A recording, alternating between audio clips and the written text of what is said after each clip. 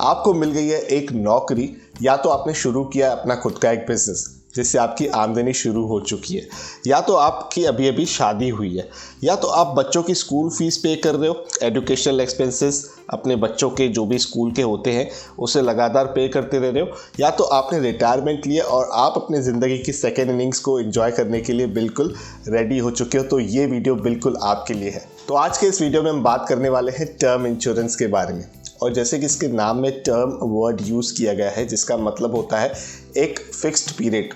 एक समय तक आपके साथ ये इंश्योरेंस रहता है और उसके बाद इस इंश्योरेंस की मैच्योरिटी हो जाती है। टर्म इंश्योरेंस पे मैंने काफ़ी इंटरेस्टिंग वीडियोस ऑलरेडी अपने चैनल पर बना कर रखे हैं कि क्यों आपको एक से ज़्यादा टर्म इंश्योरेंस पॉलिसीज़ लेनी चाहिए, क्यों आपके क्लेम्स रिजेक्ट होते हैं। इस पर्टिकुलर वीडियो में हम बात करेंगे कि आपको किस तरीके से अपनी टर्म इंश्योरेंस पॉलिसी सिलेक्ट करनी चाहिए, यानी कि जब आप परचेस करते हो टर्म प्लान अपने लिए, टर्म इंश्योरेंस लेते हो खुद के लिए, तो कैसे लेना चाहिए। देखिए, ज्ञान की बहुत सारी बातें होती है कि क्या फ़ायदे हैं टर्म इंश्योरेंस के, क्या नुकसान है, जिनमें से कुछ बातों पर हम इस वीडियो में भी चर्चा करेंगे। लेकिन कोई भी व्यक्ति जिसे टर्म इंश्योरेंस खरीदना है, उसका प्रैक्टिकल स्टेप्स क्या होता है, पहले वो वीडियो देखता है, उसके बाद वो पॉलिसी ढूंढना शुरू कर देता है। उसी अप्रोच को हम फॉलो करेंगे। यहाँ पर प्रैक्टिकल डेमो के साथ मैं आपके साथ पूरी इन्फॉर्मेशन शेयर करूँगा, जिससे आपको एक अच्छी हैंड होल्डिंग मिले, एक अच्छा सपोर्ट मिले, एक अच्छा इनपुट मिले अपना टर्म प्लान परचेज करने के लिए। अब क्योंकि मैं कोई इंश्योरेंस एजेंट नहीं हूँ, तो ये वीडियो होने वाला है पूरी तरह से नॉन बायस, जहाँ पे प्रैक्टिकल एग्जांपल्स के मदद से मैं आपको समझाऊंगा कि कौन सा टर्म प्लान आपके लिए सूटेबल है और बेहतर है। तो बने रहिए इस वीडियो में मेरे साथ, आइए मिलकर सीखते हैं। वैसे तो आज के डेट में काफ़ी लोगों को टर्म प्लान यानी कि टर्म इंश्योरेंस के बारे में अवेयरनेस होती है, जानकारी होती है, लेकिन उसके बावजूद मैं इस वीडियो में बहुत ही क्विक वे में 3 बेनिफिट्स होते हैं जो टर्म इंश्योरेंस की टर्म प्लान के, वो आपके साथ शेयर करना पसंद करूंगा, ताकि आपको एक बेसिक जानकारी पहले आ जाए अगर आपके पास नहीं है तो। पहला जो सबसे अच्छा बेनिफिट मुझे लगता है वो है फाइनेंशियल प्रोटेक्शन का। जी हाँ, अगर आपके सर पर कोई भी लायबिलिटी है, जैसे कि होम लोन, उस केस में क्या होता है कि कोई भी पॉलिसी होल्डर की अगर मृत्यु हो जाती है, तो जो सम अश्योर्ड होता है, यानी कि जितने का भी आप इंश्योरेंस खरीदते हो उसे कहते हैं सम इंश्योर्ड, तो वो आपके नॉमिनी को मिल जाता है। जैसे मैंने कहा, कोई भी लायबिलिटी यानी कि अगर होम लोन है, तो अगर आपके सर पर अभी 50 लाख का होम लोन है और आपने 50 लाख का टर्म इंश्योरेंस ले रखा है, तो भगवान न करे अगर कुछ भी पॉलिसी होल्डर को हो गया, यानी कि उसकी मृत्यु हो गई, तो उस केस में नॉमिनी को पूरे 50 लाख रुपए मिल जाते हैं, जिसके मदद से वो लायबिलिटी जो है, जो होम लोन की एक रिकरिंग EMIs चालू होती है फैमिली के ऊपर, और जब भी की अर्निंग मेंबर की मृत्यु हो जाती है, तो जो नॉमिनी है वो पैसे बैंक को देकर घर अपने नाम पर कर सकता है। ये एक उदाहरण है। और आप किसी भी लायबिलिटी में अगर हो, कोई भी ऐसी चीज़ अगर आपको लगती है कि ये मेरे लिए लायबिलिटी है, रिकरिंग, यहाँ पर मेरा कंट्रीब्यूशन जाना बहुत ज़्यादा ज़रूरी है, तो आपको टर्म प्लान या टर्म इंश्योरेंस ज़रूर कंसीडर करना चाहिए अपने लिए। अब टर्म इंश्योरेंस में भरना पड़ता है प्रीमियम, लोग कहते हैं जेब पर ही हो सकता है भारी, लेकिन उसके साथ आपकी टैक्स भी बचती है, और यही है इसका दूसरा बेनिफिट। इनकम टैक्स एक्ट 1961 के तहत ATC की सारी जो इनकम टैक्स की छूट होती है वो टर्म इंश्योरेंस पर भी लागू है, यानी कि 1.5 लाख रुपए तक अगर आपका सालाना प्रीमियम है, तो आपको ATC के अंडर उसमें छूट मिल जाती है। वो जो 1.5 लाख रुपया है वो आपके टैक्सेबल इनकम से माइनस हो जाता है। अगर आपका प्रीमियम 1.5 लाख है, अगर आपका प्रीमियम केवल साल का 20,000 रुपये है, तो केवल 20,000 का ही बेनिफिट मिलता है। लेकिन उसी के साथ सबसे बड़ा बेनिफिट ये होता है, अगर पॉलिसी होल्डर की मृत्यु हो जाती है और नॉमिनी को जब वो सम अश्योर्ड मिलता है, तो उस पर भी कोई टैक्स नहीं लगता है। और ये जो मैच्योरिटी होती है वो पूरी तरह से एग्जेम्प्ट होती है टैक्स से,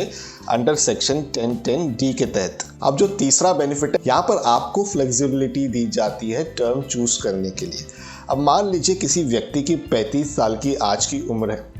और मैक्सिमम लायबिलिटीज़ जो हैं, जैसे कि होम लोन, चाइल्ड एजुकेशन या मैरिज, ऐसी जो भी चीज़ें हैं वो अगले 20 साल में आपकी कवर होने वाली है। मतलब मोटा मोटा 55 साल के बाद आपके सर पर कोई भी लायबिलिटी नहीं ठहरेगी। ऐसे में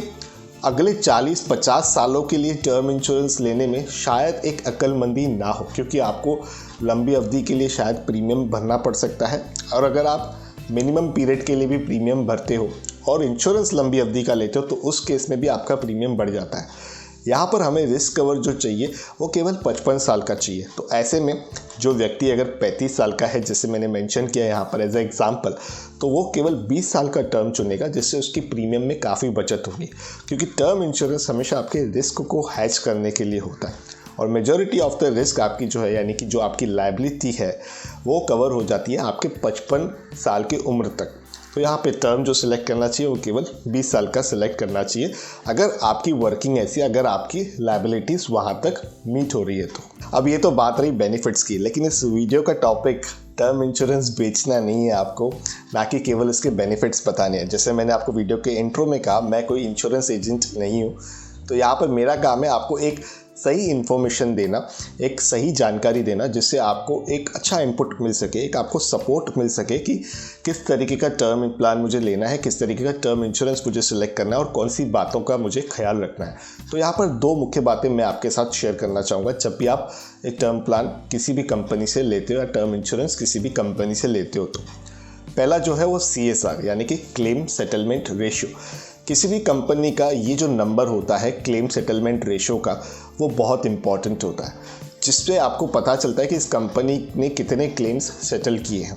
अब ज़रूरी नहीं है कि अगर एक ही साल का क्लेम सेटलमेंट रेशियो, यानी कि पिछले साल का ही क्लेम सेटलमेंट रेशियो अच्छा है तो कंपनी अच्छी है। इसमें कंसिस्टेंसी देखना बहुत ज़्यादा ज़रूरी है कि साल दर साल इस कंपनी का क्लेम सेटलमेंट रेशियो किस तरीके का रहा है। आप जस्ट गूगल कर भी क्लेम सेटलमेंट रेशियो की पूरी जानकारी निकाल सकते हो। इस पर अगर आपको ज़्यादा इन्फॉर्मेशन चाहिए तो मेरी टर्म इंश्योरेंस की प्लेलिस्ट के आप कुछ वीडियोस देखोगे तो आपको एक अच्छी इन्फॉर्मेशन प्राप्त हो जाएगी कि आखिर CSR का पूरी फार्मूला क्या होती है और किस तरीके की इसके मायने रहते हैं किसी भी टर्म प्लान में, किसी भी टर्म इंश्योरेंस पे। अब बढ़ते हैं दूसरी मेजर पॉइंट की तरफ जो हमेशा आपको देखनी चाहिए, वो है एड ऑन कवर्स। देखिए, इंश्योरेंस कंपनीज क्या करती हैं कि आपको टर्म प्लान पर एक टर्म इंश्योरेंस प्रोवाइड कराती है। अभी टर्म इंश्योरेंस का जैसे मैंने आपको मतलब बताया कि फिक्स पीरियड के लिए एक इंश्योरेंस होता है, और हमने एग्जांपल में भी समझा बेनिफिट्स के अंदर कि अगर आप 20 साल के लिए टर्म प्लान लेते हो या टर्म इंश्योरेंस लेते हो तो वहाँ पर उस पर्टिकुलर इंश्योरेंस की जो वैलिडिटी रहती है वो 20 साल की रहती है। इस 20 साल में अगर मृत्यु हो जाती है पॉलिसी होल्डर की तो नॉमिनी को पैसे मिलते हैं, लेकिन अगर इन 20 सालों में पॉलिसी होल्डर की मृत्यु नहीं होती है, मान लीजिए 21वें साल में हुई, तो कोई भी पैसा पॉलिसी होल्डर को या उसके नॉमिनी को इंश्योरेंस कंपनी नहीं देती है, क्योंकि ये जो इंश्योरेंस है ये फिक्स टर्म के लिए है। टर्म ख़त्म, इंश्योरेंस ख़त्म, कहानी ख़त्म। इसीलिए इसका प्रीमियम भी काफ़ी कम रखा जाता है। अगर आप इसको कंपेयर करते हो यूलिप से या किसी भी और ट्रेडिशनल इंश्योरेंस प्लान से, तो यहाँ पर आपको काफ़ी सस्ते प्रीमियम पर काफ़ी अच्छा सम एश्योर्ड मिल जाता है। लेकिन यहाँ पर एड ऑन कवर करके एक चीज़ होती है जो इंश्योरेंस कंपनीज देती है, और यही सेकंड इंपॉर्टेंट पॉइंट है जिसका आपको हमेशा ध्यान रखना चाहिए। एड ऑन कवर्स क्या होते हैं? जैसे कि अगर किसी को कोई क्रिटिकल इलनेस हो गई, कोई बीमारी हो गई, ऐसी बीमारी जिसका इलाज नहीं है, जैसे कैंसर और एड्स जैसी बीमारी हो गई, तो यहाँ पर कोई भी ऐसी क्रिटिकल इलनेस होती है तो इंश्योरेंस कंपनी एक सर्टेन अमाउंट जो है वो पॉलिसी होल्डर को दे देती है। अब वो पॉलिसी होल्डर के ऊपर निर्भर करता है कि उसे वो पैसे से अपना इलाज कराना है या उसे अपने नॉमिनी को, यानी कि अपने जो भी पीछे डिपेंडेंट्स हैं उनके लिए वो पैसा उन्हें छोड़ जाना है। तो यहाँ पर दोनों ही सूरतों में एक बहुत ही अच्छा हैंड होल्डिंग, अच्छी सपोर्ट मिल जाती है पॉलिसी होल्डर के लिए। और एड ऑन कवर का एक और एग्जांपल ले लेते हैं, जैसे कि एक्सीडेंट डेथ कवर, जहाँ पर अगर किसी पॉलिसी होल्डर की मृत्यु अगर एक्सीडेंट में हो जाती है तो कुछ सम एश्योर्ड का वो मल्टीप्लिकेशन हो जाता है। मान लीजिए उदाहरण के तौर पर दुगना हो जाता है। किसी ने 50 लाख का इंश्योरेंस ले रखा है, तो अगर नेचुरल डेथ होती है तो वहाँ पर 50 लाख का जो सम एश्योर्ड होता है वो पॉलिसी होल्डर को मिल जाता है अगर उसी टर्म में पॉलिसी होल्डर की मृत्यु हो जाती है। तो अगर उसकी मृत्यु एक्सीडेंट में होती है तो उस केस में वो सम एश्योर्ड डबल हो जाता है। ये वेरी करता है कंपनी टू कंपनी और आप किस तरीके का प्लान ले रहे हो। तो जैसा मैंने आपको वीडियो के शुरुआत में बताया था कि इस वीडियो में हम केवल ज्ञान की बात नहीं, लेकिन प्रैक्टिकली भी समझेंगे कि किस तरीके से हमें टर्म प्लान के अंदर, टर्म इंश्योरेंस के अंदर जब भी हम पॉलिसी बाय करते हैं तो कौन सी चीज़ें देखनी चाहिए, किस तरीके से हमें ढूंढना चाहिए। तो इसके लिए हम सहारा लेंगे गूगल देवता का, जी हाँ, google.com का, और हम सर्च करेंगे which term plan to buy और हम एंटर कर देंगे और देखते हैं क्या रिजल्ट्स आते हैं। चलिए उदाहरण के तौर पर इसी पहली रिजल्ट को हम क्लिक कर देते हैं। अब यहाँ पर उदाहरण के तौर पर आपको थोड़ा सा प्रैक्टिकल नॉलेज देने के लिए, अच्छे से समझाने के लिए मैंने पहला एग्जाम्पल सेलेक्ट कर दिया जो है ICICI Pru आई प्रोटेक्ट स्मार्ट नाम से। ये जो टर्म प्लान है, यहाँ पर आप अगर आओगे इसके वेबसाइट पर तो आपको सबसे पहले मिलेगा सैम्पल प्रीमियम शीट। और ये जो प्रीमियम शीट है, सैम्पल प्रीमियम शीट है, यानी कि जो इंश्योरेंस का प्रीमियम है, ये एक नॉन स्मोकिंग मेल के लिए है, यानी कि जो व्यक्ति स्मोकिंग नहीं करता है, क्योंकि टर्म इंश्योरेंस में स्मोकिंग जो करते हैं व्यक्ति, उनका थोड़ा सा प्रीमियम ज़्यादा होता है। तो अगर कोई भी व्यक्ति ऐसा जो ये वीडियो देखता है या देख रहा है और वो टर्म इंश्योरेंस लेता है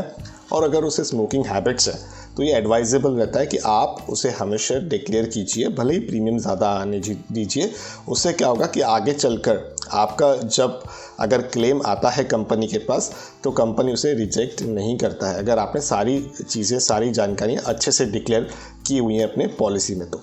अब यहाँ पर सैम्पल प्रीमियम शीट में अगर आप देखोगे तो आप अगर 30 साल के व्यक्ति हो, यानी कि कोई भी अगर 30 साल का व्यक्ति है और पॉलिसी टर्म 45 साल तक ICICI प्रू का आई प्रोटेक्ट जो प्लान है प्रोवाइड कराता है, इस तरीके की जानकारी इस वेबसाइट पर मेंशन्ड है, तो वो पूरा अगर पॉलिसी टर्म लेता है 45 साल का, तो एनुअल प्रीमियम केवल 7,000 रुपये ही आएगा। इस तरीके से आप देख सकते हो कि 35 साल का कोई व्यक्ति और अगर वो 1 करोड़ का लाइफ कवर लेता है 40 साल के टर्म के लिए, यानी उसके 75 साल की उम्र तक, तो केवल जो प्रीमियम है वो 15,750 रुपये के आसपास ठहरता है। देखिए, यहाँ पर एक चीज़ और देखने वाली है कि यहाँ पर ये कंपनी कह रही है, यानी कि ICICI प्रू का आई प्रोटेक्ट जो ये टर्म प्लान है वो कह रहा है it gives you longer cover. अब यहाँ पर the best time to buy life insurance is now, as buying now will insure that you will get life cover at low premiums and desired them. Our plan has the provision to cover you till age 99। ये आपको हमेशा देखना है कि आप जिस भी company का टर्म प्लान ले रहे हो, टर्म इंश्योरेंस ले रहे हो, वो कौन से मैक्सिमम एज तक अपना इंश्योरेंस, अपना जो कवर है वो देता है। अब यहाँ पर जैसे कि आप देख सक रहे हो कि अगर कोई भी व्यक्ति 25 साल की उम्र का है तो उसको जो मैक्सिमम टर्म मिलेगा वो 74 ईयर्स का मिलेगा, यानी कि उसकी 99 ईयर्स के एज तक वो पर्सन इंश्योर्ड रहेगा, कवर्ड रहेगा। उसी तरह अगर कोई व्यक्ति 35 साल की उम्र का है तो उसे 64 साल के मैक्सिमम टर्म की एलिजिबिलिटी है, यानी कि उसके 99 वर्ष की जो उम्र रहेगी तब तक वो व्यक्ति कवर रहेगा। अब हम नीचे स्क्रॉल करते हैं, यहाँ पर देखिए ये इंपॉर्टेंट चीज़ होती है देखने के लिए, it pays on diagnosis of any of the 34 critical illness optional. अब ये ऑप्शनल लिखा हो तो आपको ध्यान देना है, यहाँ पर अगर कोई भी चीज़ ऑप्शनल लिखती है कोई भी कंपनी, तो जिसका मतलब ये रहता है कि इसका थोड़ा सा एडिशनल प्रीमियम कंपनी आपसे ज़रूर वसूलेगी जब भी आप टर्म प्लान लेते हो, लेकिन मेरे हिसाब से बहुत ही रिकमेंडेड ऑप्शन रहता है। अब यहाँ पर उदाहरण के तौर पर इस वेबसाइट पे जैसे हम आ रहे हैं ICICI प्रू के, तो आई प्रोटेक्ट का जो प्लान है यहाँ पर ये सारी बीमारियाँ लिखी हुई हैं और किस तरीके की उसकी डिस्क्रिप्शन है वो भी सारी मेंशन्ड है। तो ये जो लेवल ऑफ ट्रांसपेरेंसी है ये बहुत ही ज़बरदस्त है। ICICI जैसी बड़ी कंपनीज जो रहती हैं वो हमेशा अपने कस्टमर्स को कोशिश करती है कि 100% ट्रांसपेरेंसी प्रोवाइड की जाए, यानी कि जो सारी जानकारी है वर्ड टू वर्ड वो बताई जाए कस्टमर को, ताकि कस्टमर को पूरी एक अच्छी जानकारी हो जब भी वो अपने लिए टर्म प्लान, टर्म इंश्योरेंस खरीदता है। ये सारी बड़ी कंपनियों में लगभग सुविधा होती है, लेकिन ICICI प्रोटेक्शन का आई प्रोटेक्ट को जैसे हम देख रहे हैं तो यहाँ पर ये सब चीज़ें बड़ी एविडेंट हैं, बड़ी क्लियर है। उसके बाद आई प्रोटेक्ट का ये भी एक अच्छा फीचर है कि आपको 4 तरीके के डिफरेंट पे आउट ऑप्शंस मिल जाते हैं। ये भी जानकारी हमेशा आपको देखनी चाहिए जब भी आप एक टर्म इंश्योरेंस खरीदते हो, चाहे किसी भी कंपनी से, जैसे कि लमसम वाला ऑप्शन हो गया, और ये सबसे बेहतर ऑप्शन मुझे लगता है मेरे पर्सनल ओपिनियन के हिसाब से। और यहाँ पर अगर कोई भी पॉलिसी होल्डर 1 करोड़ का बीमा लेता है तो उसके नॉमिनी को पूरा लमसम अमाउंट मिल जाता है उनके मृत्यु के बाद, जैसे ही पॉलिसी मैच्योर होती है। ठीक है, और यहाँ पर दूसरा ऑप्शन रहता है इनकम का। इस पर्टिकुलर ऑप्शन के अंदर जो नॉमिनी रहता है पॉलिसी होल्डर का, उन्हें एक फिक्स इनकम मिलती रहती है, प्राप्त होती रहती है।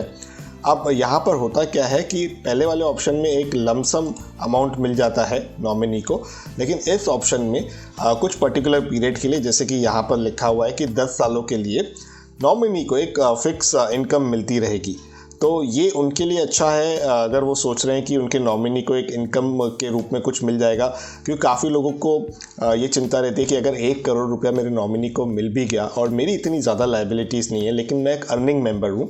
तो जो लाइवलीहुड एक्सपेंसेस होते हैं मेरे, उसे कवर करने के लिए मेजॉरिटी मुझे चाहिए कुछ ना कुछ एक ऐसा इंस्ट्रूमेंट जिससे मैं हेज कर सकूं। तो वो ये प्लान चुनते हैं कि मंथली या ईयरली इनकम मिलती रहे उनके नॉमिनी को, ताकि अगर वो ना रहें तो उनके घर के जो खर्चे हैं वो इस प्रीमियम के जो रूप में उन्होंने इंश्योरेंस पॉलिसी को दिए हैं, और इंश्योरेंस पॉलिसी उसके अगेंस्ट जो पैसा उनके नॉमिनी को देगी उसके तहत उनके सारे वो खर्चे चलते रहें। तो उनके लिए ये एक अच्छा विकल्प रहता है। लेकिन अगर आप लायबिलिटी के अगेंस्ट हेज करते हो, मान लीजिए आपका, जैसे मैंने उदाहरण के तौर पर यहाँ पर होम लोन लिया था कि 50 लाख का या 1 करोड़ का होम लोन है, तो आप लमसम वाले ऑप्शन को सिलेक्ट कीजिएगा, वो बेहतर पड़ेगा। अगर आप लिवलीहुड एक्सपेंसेस को जिसके थ्रू आप इसको रिप्लेस करते हो इस पर्टिकुलर इंस्ट्रूमेंट को, तो आप ये वाला ऑप्शन चूज़ कर सकते हो। तीसरा जो ऑप्शन आई प्रोटेक्ट ने यहाँ पर मेंशन किया हुआ है वो है इंक्रीजिंग इनकम वाला। अब इसमें और दूसरे वाले ऑप्शन में कोई ज़्यादा फ़र्क नहीं होता है, बस ये इस तरीके का है जिस तरीके से अगर कोई व्यक्ति जॉब करता है उसकी साल दर साल इंक्रीमेंट होती रहती है, अप्रेजल मिलता रहता है, तो उसकी जो आमदनी है वो बढ़ती रहती है, उसकी जो टेक होम सैलरी है वो बढ़ती रहती है। उसी तरीके से यहाँ पर भी एक इंक्रीमेंट होती रहती है। जो भी आपके नॉमिनी है उनको एक पैसा मिलता रहेगा, उसमें एक बढ़त होती रहेगी साल दर साल। तो वो ऑप्शन जो है लोग इसीलिए सिलेक्ट करते हैं क्योंकि यहाँ पर इन्फ्लेशन को अगर हम कंसीडर करें तो ऐसा लगता है कि आगे चल के इन्फ्लेशन जो है वो साल दर साल बढ़ती रहती है। तो उस पर्टिकुलर केस के लिए जहाँ पर आपको इन्फ्लेशन को कंसीडर अगर करना है और आपके लिवलीहुड एक्सपेंसेस हैं, आपके ईयरली या मंथली बेसिस पर जो एक्सपेंसेस हैं उसे हेज करने के लिए आप इंश्योरेंस लेते हो, तो डेफिनेटली उसको, उस पॉलिसी होल्डर को इंक्रीजिंग इनकम वाला ऑप्शन चूज़ करना चाहिए। अब चौथा जो आखिरी ऑप्शन होता है वो कॉम्बिनेशन वाला है, लमसम प्लस इनकम वाला। अब मैं आपको वर्ड टू वर्ड रीड नहीं करके दिखा रहा हूँ और मैं ये अज्यूम कर रहा हूँ क्योंकि स्क्रीन पर आपके सामने आ ही रहा है तो आप पढ़ोगे भी। अब इस वाले ऑप्शन में क्या होता है कि कुछ पैसा आपको लमसम मिल जाता है। उदाहरण के तौर पर अगर आपने 1 करोड़ रुपए का यहाँ पर बीमा करा कर रखा है तो पॉलिसी होल्डर को, यानी कि आपको अगर आप कराते हो तो 50 लाख रुपए लमसम मिल जाता है, और बाकी के जो पैसे हैं वो एक इक्वल मंथली इंस्टॉलमेंट्स जैसे होती है उसके हिसाब से, पर मंथ के हिसाब से आईसीआईसीआई का जो ये आई प्रोटेक्ट प्लान है आईसीआईसीआई प्रूडेंशियल का, वो आपके नॉमिनी को देता रहता है, और ये इनकम जो है आपके नॉमिनी को अगले 10 सालों तक प्राप्त होती रहती है। अब मैंने आपके साथ एड ऑन्स की बात की थी, तो यहाँ पर हम देख पा रहे हैं कि आईसीआईसीआई प्रूडेंशियल का आई प्रोटेक्ट का जो ये प्लान है, यहाँ पर हम देख पा रहे हैं कि ये जो टर्मिनल इलनेस है जैसे कि एड्स जैसी बीमारी है उस पर भी कवर पूरी तरह से रखता है। तो यहाँ पर जो भी बेनिफिट्स होते हैं पॉलिसी के वो डेथ के पहले ही कंपनी जो है, अब इस केस में आईसीआईसीआई प्रू आई प्रोटेक्ट स्मार्ट जो ये प्लान, जहाँ पर हम ये रीडिंग कर रहे हैं जिस प्लान के बारे में, पैसे जो है वो पॉलिसी होल्डर को पहले ही दे देती है ताकि वो जो भी टर्मिनल इलनेस है उसको बीट कर सके, यानी उसका इलाज करा सके उस पैसे का उपयोग करके। और जैसे मैंने आपको पहले बताया था कि एक्सीडेंटल बेनिफिट जो है, इस फीचर को हमेशा एक पॉलिसी होल्डर को ध्यान में रखकर ही पॉलिसी खरीदनी चाहिए। यूजुअली क्या होता है, इस पर्टिकुलर एड ऑन को अगर कोई भी व्यक्ति, कोई भी पॉलिसी होल्डर लेता है तो प्रीमियम में इतना ज़्यादा इजाफा नहीं आता, लेकिन बेनिफिट बहुत ही ज़्यादा बढ़ जाता है। अब आईसीआईसीआई प्रू आई प्रोटेक्ट स्मार्ट प्लान की अगर यहाँ पर बात करें तो ये एक्सीडेंटल कवर की आपको चॉइस देता है बिल्कुल, और यहाँ पर अगर कोई व्यक्ति 1 करोड़ का बीमा लेता है, टर्म इंश्योरेंस लेता है, तो वो एडिशनली 50 लाख रुपए का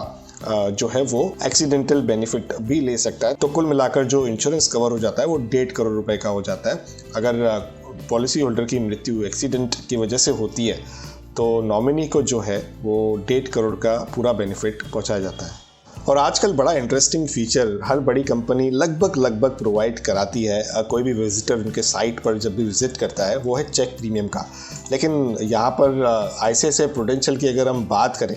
तो ये काफ़ी सोफिस्टिकेटेड, सिंपल और सरल वे में रखा गया है ताकि कोई भी व्यक्ति अगर अपने पॉलिसी का प्रीमियम अमाउंट चेक करना चाहे तो बड़ी आसानी से कर सकता है। और इस कैलकुलेटर को यूज़ करने के लिए आप सिंपल गूगल कर सकते हो ICICI Pru term insurance calculator लिख कर, और आपके सामने आ जाएगी ये पर्टिकुलर वेबसाइट। आपके सहायता के लिए मैं नीचे डिस्क्रिप्शन में इसकी लिंक भी डाल दूंगा, तो आप चाहो तो उसे भी यूज़ कर अपना जो टर्म प्लान का प्रीमियम है उसे कैलकुलेट कर सकते हो। तो ये था कुछ इस वीडियो में। मैं उम्मीद करता हूँ आपको बताई गई जो पूरी जानकारी है वो पसंद आई होगी और आपको इससे एक वैल्यूएबल इन्फॉर्मेशन प्रोवाइड हुई होगी। तो हमेशा की तरह इस वीडियो में भी मैं आपके साथ यही रिक्वेस्ट करूँगा कि आप इस वीडियो को मैक्सिमम शेयर कीजिए लोगों के साथ, अपने रिलेटिव्स के साथ, अपने दोस्तों के साथ, ताकि उन्हें टर्म इंश्योरेंस के बारे में एक सरल भाषा में अच्छी जानकारी मिल सके और उन्हें ये पता चल सके कि कौन से ऐसे की पैरामीटर्स हैं सेलेक्ट करने चाहिए किसी भी टर्म प्लान को बाय करने से पहले, किसी भी टर्म इंश्योरेंस को लेने से पहले। तो उम्मीद करता हूँ आपको वीडियो में बताई गई जानकारी पसंद आई होगी। अगर पसंद आई है तो वीडियो को लाइक ज़रूर कर दीजिएगा। मैं हर तरीके के फाइनेंशियल टॉपिक्स अपने इस यूट्यूब चैनल संडे निवेश पर कवर करने की पूरी कोशिश करता हूं, ताकि मेरे सारे व्यूअर्स को, मेरी सारी ऑडियंस को अच्छी जानकारी मिल सके और अपनी वेल्थ को अच्छे से वो मैनेज कर सके और बढ़ा भी सके। तो अगर आप चैनल पर पहली बार हो तो सब्सक्राइब कर बेल आइकन को ज़रूर दबा दीजिएगा, जिससे आपको आने वाले भविष्य में इस चैनल के सारे वीडियोस के अपडेट आते रहेंगे और आप तक अच्छी अच्छी जानकारी पहुंचती रहेगी। इस वीडियो में बस इतना ही। अपने हेल्थ का और अपने वेल्थ का ज़रूर अच्छे से ख्याल रखिएगा।